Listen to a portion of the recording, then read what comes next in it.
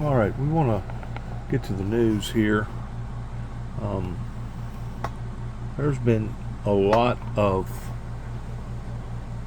water that has fallen up in the northern Ohio area, and I didn't realize how much water until just today, till I seen this. Please watch this. This is a very, very intense moment for these people that you need to keep them in your prayers, please.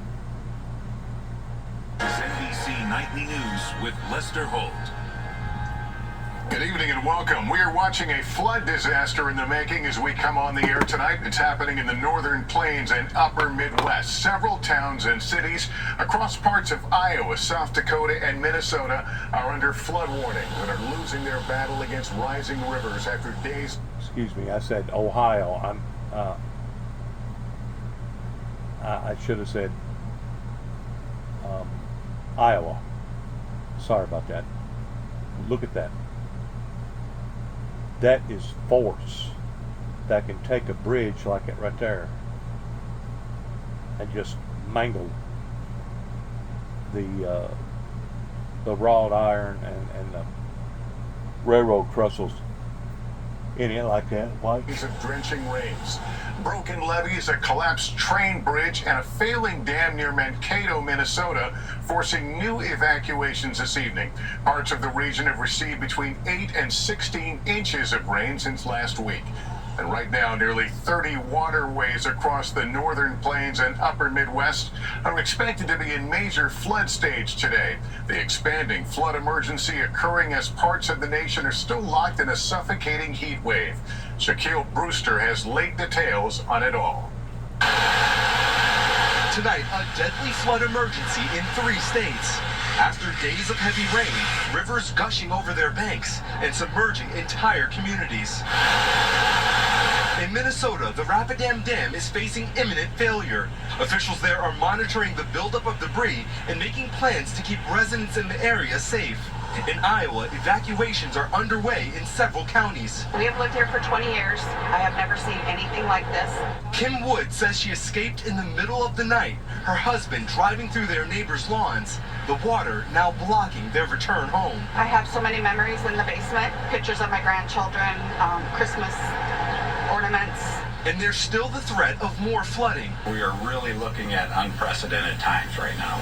With several rivers forecast to hit flood stage in the coming days. The city has deployed mini pumps through the area, but unfortunately, we just can't keep up with a river that is flowing at that pace with that much water. There's absolutely nothing we can do to stop it. Overnight, a train bridge connecting Iowa and South Dakota collapsing into the Big Sioux River. That is the main bridge that a lot of commodities and different materials move on throughout the state. That'll impact us for many, many months to come. Rock Valley, Iowa is underwater after a levee broke, flooding more than 500 homes and displacing 1,500 people.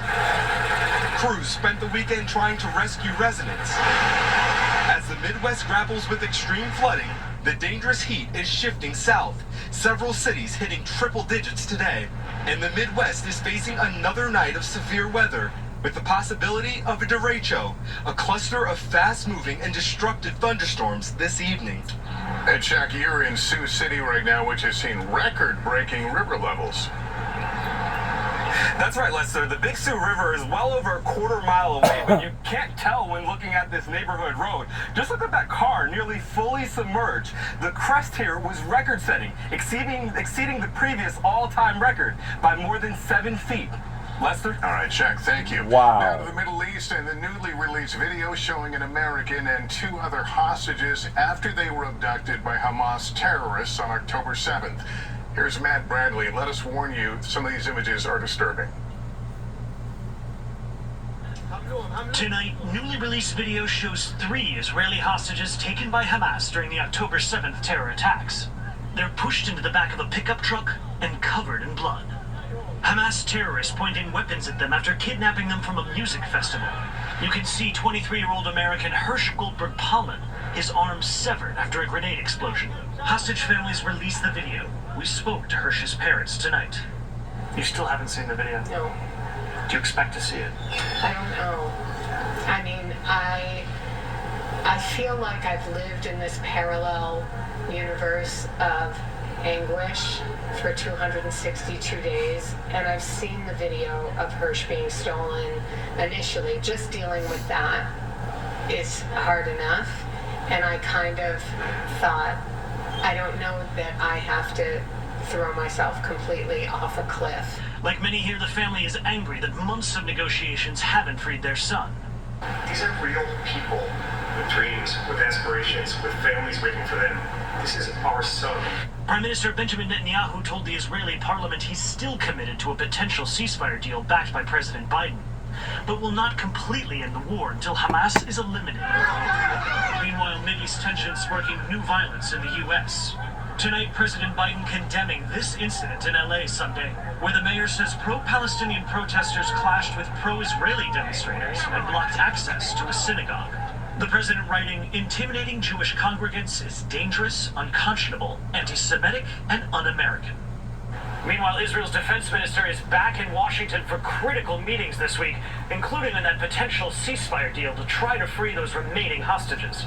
Lester? All right, Matt Bradley, thank you. Here at home, it's perhaps the most anticipated event of the presidential campaign so far. We're going to go forward here.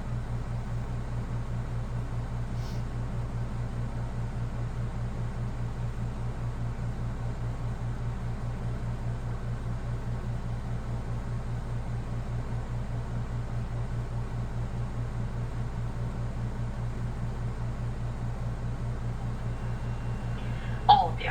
Texas, like more than a dozen other states, moved swiftly to cut off abortion access after the U.S. Supreme Court overturned Roe v. Wade 2 years ago today in the Dobbs decision. The High Court saying then that it was returning the issue of abortion to the people's elected representatives. But what's happened in states since Dobbs? Now a fierce fight heading into November. Getting it back to the states puts the question where it belongs, with the vote of the people. Former President Trump taking full credit for getting Roe overturned, but more recently also saying he believes in exceptions in cases of rape, incest, and to save a mother's life. You have to go with your heart, but you have to also remember you have to get elected. Rallies across the country today as the Biden campaign tries to draw a direct line from Mr. Trump to Dobbs. Decades of progress shattered just because the last guy got 4 years in the White House. Highlighting women denied abortions, releasing ads focused on their stories, and making it a central focus of the re-election campaign.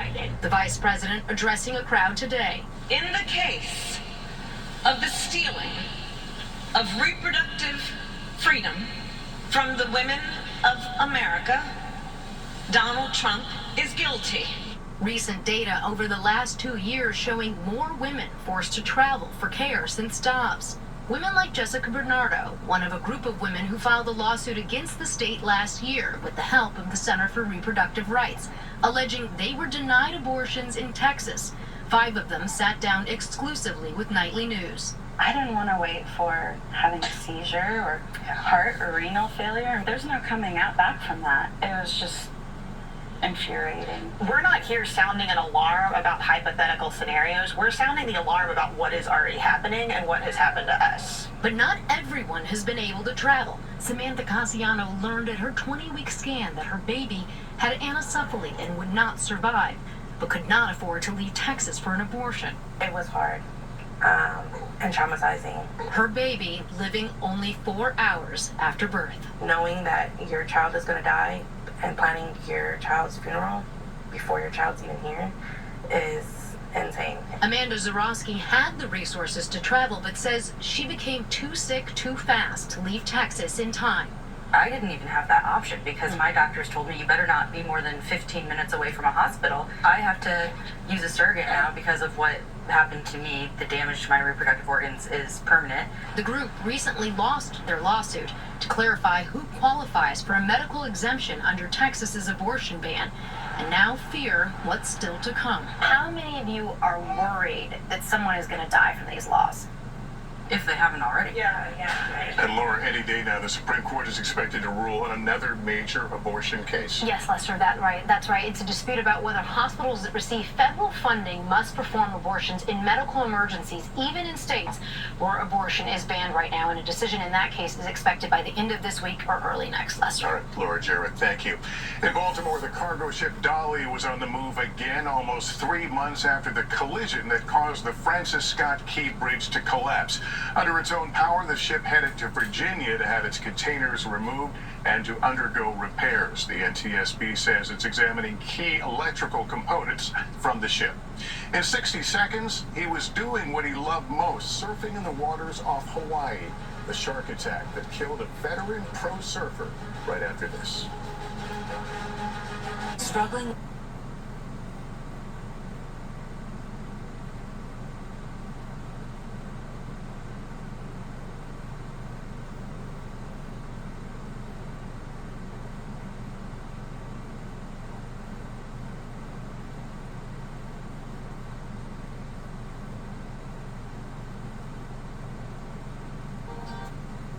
We're back now with the violent weather that's been tearing across the country. Tonight we're getting a rare look inside an EF4 tornado with winds of more than 300 miles an hour.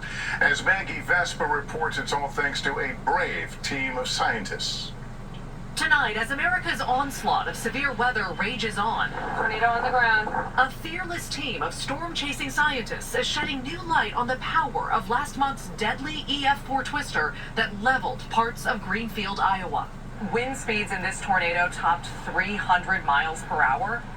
Yeah, so with our radar, we calculated wind speeds of over 300 miles per hour, which is very fast and very strong wind speeds. 300 miles per hour. Only the third tornado ever recorded with winds that strong. And it moved, they say, at up to 55 miles per hour, twice a twister's typical speed. It's very rare. 1%, 2% of tornadoes. The jaw-dropping data courtesy of 9 scientists from the University of Illinois who raced to place their state-of-the-art Doppler-on-wheels trucks and sensor-equipped pods in the tornado's path, a feat typically reserved for Hollywood.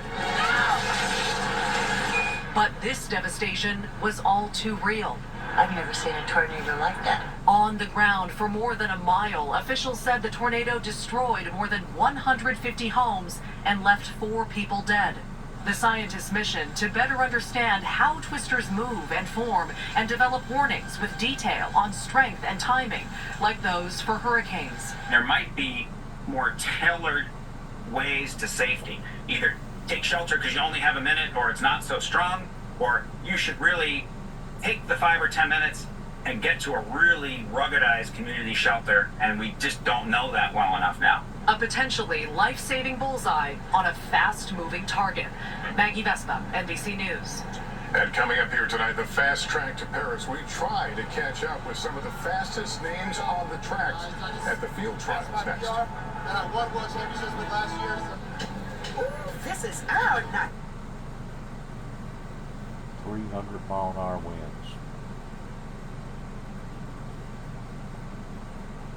That would basically level any and everything. Didn't matter if it was attached to the ground with anchor bolts and steel and concrete or not. That's strong enough to rip asphalt plumb off the ground.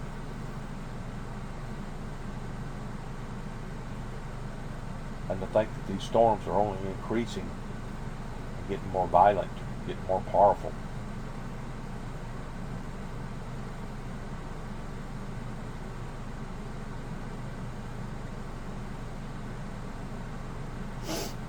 And in Oregon, some of the world's fastest athletes earned their spots on Team USA. Here's Tom Yamas. Tonight, the 2 biggest names in USA track and field heading to the Olympics and running for redemption. Sha'Carri starts to wind up, but she goes past Jefferson. Sha'Carri Richardson, 10:70. Sha'Carri Richardson winning the 100-meter. You speak any French? Oh, no, but I wish I knew how to say I'm going to Paris. Richardson qualified for Tokyo but couldn't compete after testing positive for THC. Now set to make her Olympic debut, running up the stands to hug the grandmother that raised her. I just feel like through all the times in my life, my family has always been there through every moment, up, down, good, bad, better, worse. And I was just appreciative again to have them in that moment. And the world champ is going to the Olympic Games. And Noah Lyles winning the men's 100 meters, fueled by his bronze finish in Tokyo. I wasn't happy with bronze. I've never been happy at that medal. No, I always want more. Bronze was just the kick in the pants to get me to keep going. More than 1,000 athletes competing in 8 days of competition at these trials. Fan favorites like hurdler Sydney McLaughlin-Levrone and Tokyo gold medalist Athing Mu still fighting for a spot on Team USA. This may be the U.S. trials, but some of the fastest athletes in the world are here in Eugene, Oregon. And one of the reasons why these trials are so difficult, regardless of your record, regardless of your ranking, you have to finish in the top 3 here to make it to Paris. Cracking the top 3 would be a dream for Quincy Wilson. That applause is for him. What do you think when you hear the entire stadium going nuts for you? It's amazing. He's just 16 years old, but fast enough to make it into tonight's 400-meter final. Are you scared? You're running against your heroes here. No, sir. I mean, there's really no pressure. We all put our shoes on the same way. So, I mean, no matter the age, no matter what they do, it's all a fair race. That Olympic spirit alive and strong in Team USA. Tom Yamas, NBC News, Eugene, Oregon. And all the action of the U.S. Olympic team trials continues tonight, starting at 8 on NBC and Peacock. That's Nightly News for this Monday. Thanks for watching. I'm Lester Holt. I want to back up real quick. Back over here where this catastrophe's unfolded pertaining to the flooding. And we have seen this now again and again and again pertaining to these deluges coming out of the sky. I actually missed this part right here. Let's do this if we can. Pertaining to the shark attack. Hang on. Before we go here, right there, right there. That killed a veteran pro surfer right after this. Well, Struggling? I don't guess I did see it.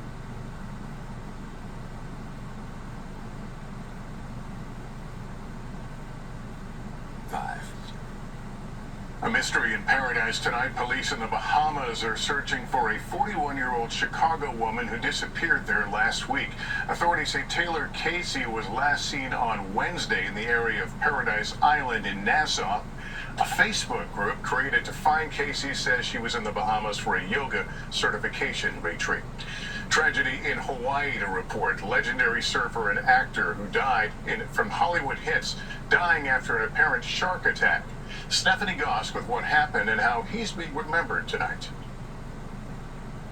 Born and raised in Hawaii, Tamayo Perry surfed off of Oahu thousands of times. He was a professional at the highest level in surfing. On Sunday afternoon, the 49-year-old was attacked by a shark while surfing near Goat Island. According to officials, he was bitten multiple times. Honolulu Ocean Safety responded via jet ski and brought the surfer here to shore. But there was nothing they could do, officials say. The injuries were too severe. Jason Bitzer, a close friend, says Perry was salt of the earth and a man of faith. He's just a genuinely good person. Like, there's no other way to put it. He's a good person, and he cares about people, and he really just kind of embodies aloha. Perry was a world-class surfer who also had the occasional movie role in Pirates of the Caribbean and Blue Crush. Oh, that's pretty nuts. Good word. Most recently, he worked as a lifeguard at Hawaii's famous Bonsai Pipeline, one of the most demanding and dangerous lifeguarding jobs in the world. What does it say about your skill in the water if you're a lifeguard on that beach? Just simply put, there's no higher mountain to climb than being a lifeguard at Pipeline. Shark attacks are rare in Hawaii, averaging nearly 8 a year. There have been only 5 fatalities in the last decade. If this could happen to Tamayo, it could happen to anyone. He's the most competent waterman I know. He was doing what he loved, and he was surfing at a spot that he grew up and cherished since childhood. And very few people understand, as well as he did, how dangerous the ocean can be. Stephanie Gosk, NBC News. And coming up, inside the store. All right, let's go back now. Back over here to this catastrophe going on pertaining to this levee breaking and the dam. Just to give you an idea towards how powerful that how powerful that water can actually be. Emergency across the Midwest and the growing concerns over the imminent failure of a dam. The dam southwest of Minneapolis blocked by debris, water. Imminent failure. God almighty, I just can't believe it that's occurring, but it is. And I guess the reason why that it touches my soul as much as it does is because the experience that I had, the bad experience that I had up around Grand Rivers, Kentucky, Benton, Kentucky, Calvert City, Kentucky, pertaining to a group of people that I told them that there was going to be electrical disturbances, and the police department up there must have thought that I was a lunatic or a monster or something that was going to create an electrical disturbance by blowing up the Kentucky Dam on the Tennessee River. Whenever I see stuff like this, it rattles me because of the intense moments that I went through up in Kentucky. Actually, I was approached twice within a 10-day period of the same thing about destroying a Kentucky dam. So whenever I see stuff like this, it's going to rattle me. Gushing out the side. Officials warning residents to be ready to evacuate. And more evacuations in Iowa. Entire neighborhoods underwater. The bridge connecting two states collapsing. Also the dangerous heat shifting south. 59 million people under alerts, plus the new storms and potential derecho threat. Also tonight, new video showing 3 Israeli hostages being abducted, including an American gravely wounded. His parents speaking out why they wanted it released. Just 3 days to the first 2024 presidential debate, Joe Biden facing off with Donald Trump inside the final preparations for their highly anticipated clash. Our NBC News exclusive, 2 years after Roe v. Wade was overturned. 5 women who sued the state of Texas speaking out, saying they were denied abortions and suffered traumatic medical harm. The surfing legend and actor killed off Hawaii in an apparent shark attack. What we're learning. The fearless team taking us inside a deadly EF4 tornado with winds topping 300 miles per hour. And the fast track to Paris, Sha'Carri Richardson and thousands of other top athletes competing for a spot on Team USA. This is NBC Nightly News with Lester Holt. Good evening and welcome. We are watching a flood disaster in the making as we come on the air tonight. It's happening in the northern plains and upper Midwest. Several towns and cities across parts of Iowa, South Dakota, and Minnesota are under flood warning and are losing their battle against rising rivers after days of drenching rains. Broken levees, a collapsed train bridge, and a failing dam near Mankato, Minnesota, forcing new evacuations this evening. Parts of the region have received between 8 and 16 inches of rain since last week. 8 inches is a lot of rain. 16 inches of rain, that's just a little under 2 foot. That's a lot of water. And right now, nearly 30 waterways across the northern plains and upper Midwest are expected to be in major flood stage today. The expanding 30 waterways. Emergency occurring as parts of the nation are still locked in a suffocating heat wave. Shaquille Brewster has late details on it all. Tonight, a deadly flood emergency in 3 states. After days of heavy rain, rivers gushing over their banks and submerging entire communities. In Minnesota, the Rapidan Dam is facing imminent failure. Officials there are monitoring the buildup of debris and making plans to keep residents in the area safe. In Iowa, evacuations are underway in several counties. We have lived here for 20 years. I have never seen anything like this. Kim Wood says she escaped in the middle of the night, her husband driving through their neighbors' lawns, the water now blocking their return home. I have so many memories in the basement, pictures of my grandchildren, Christmas ornaments. And there's still the threat of more flooding. We are really looking at unprecedented times right now. With several rivers forecast to hit flood stage in the coming days. The city has deployed mini pumps through the area, but unfortunately, we just can't keep up with a river that is flowing at that pace with that much water. There's absolutely nothing we can do to stop it. Overnight, a train bridge connecting Iowa and South Dakota collapsing into the Big Sioux River. That is the main bridge that a lot of commodities and different materials move on throughout the state. That'll impact us for many, many months to come. Rock Valley, Iowa is underwater after a levee broke, flooding more than 500 homes and displacing 1,500 people. Crews spent the weekend trying to rescue residents. As the Midwest grapples with extreme flooding, the dangerous heat is shifting south. Several cities hitting triple digits today.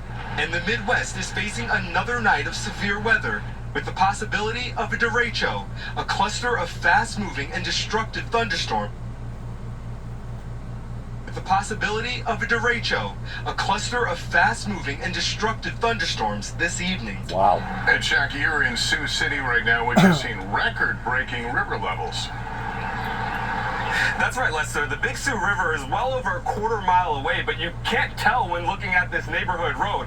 Just look at that car, nearly fully submerged. The crest here was record-setting, exceeding the previous all-time record by more than 7 feet. Lester? All right, Jack, thank you. Now to the Middle East and the newly... The Bible says that in the last days we will be obtaining severe harshnesses pertaining to the sorrows that are going to be falling upon the planet because of all the sin and the wickedness, and because of what we're doing to the planet, what we're doing to one another, and what we're not doing pertaining to God and serving God.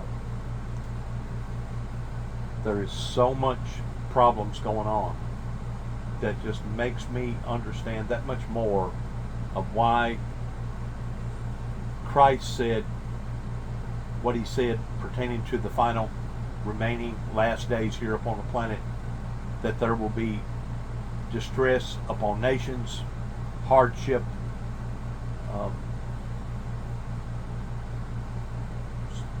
commotions going on like we've never ever seen before. And you know, we've seen this before in different areas at different times, but not all at once, not like it's happening now. The only thing I can suggest for my viewers to do is pray that you're worthy to escape these things, just as the Bible talks about, or that you can either endure them or you'll escape them, because it indicates very strongly that these things will be happening in the final remaining last days. And that's the era that we're in right now. I hate it so badly pertaining to what is went on over there in the Middle East. It's a gut-wrenching, emotional, horrifying humanitarian disaster going on that all could have been avoided if Hamas would not have unleashed the hell that he unleashed upon to the people in Israel, and now we're seeing the consequences on account of. It's just one problem after another problem after another problem that's only intensifying. Please, please, those who get a hold of this material, pray that God's